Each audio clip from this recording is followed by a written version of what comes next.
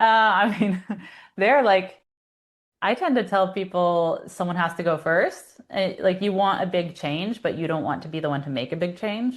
And so you're not likely to get a big change. If you're the person saying, I want something different, you're making the request or you're wanting change, like you have to back it up if you're serious about it.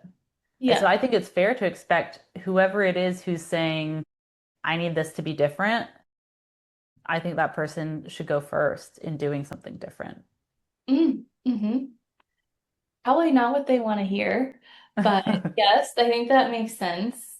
hmm But there is such fear of rejection, and I think it's possible that this client of mine tracks that his wife wouldn't do something different.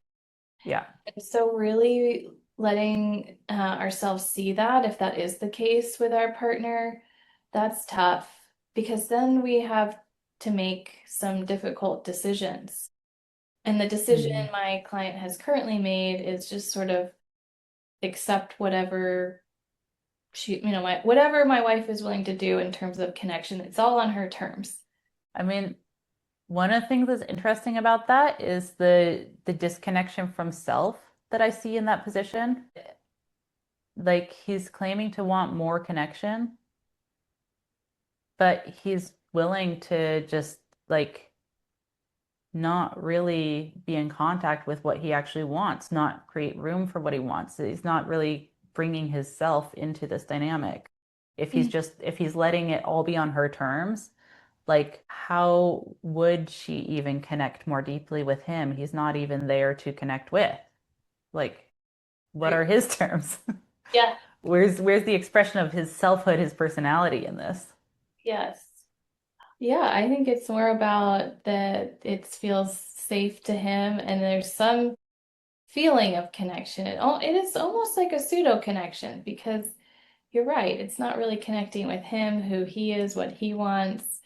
Um, but so I think he's willing to do that. And I also think the connection for him is quite anxiety inducing because he's hmm from a family where there was connection. It was approval. I hmm earn my parents' approval. I don't earn connection. I don't get connection. Yeah. Well, in a way, it can be convenient if you're operating that way, it can be convenient to be married to someone who's saying, "Oh, I don't want more."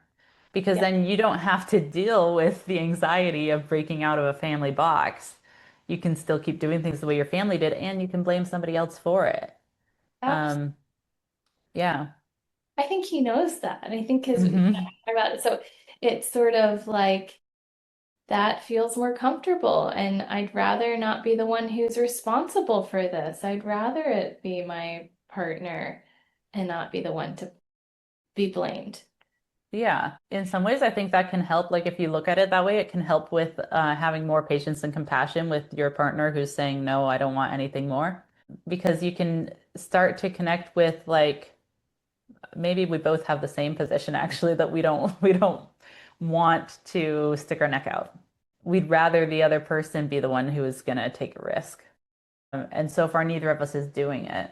Yes, I think that is probably pretty humbling and the truth, but I think it's more about liking the idea of it hmm that maybe this client has than really being willing to do it.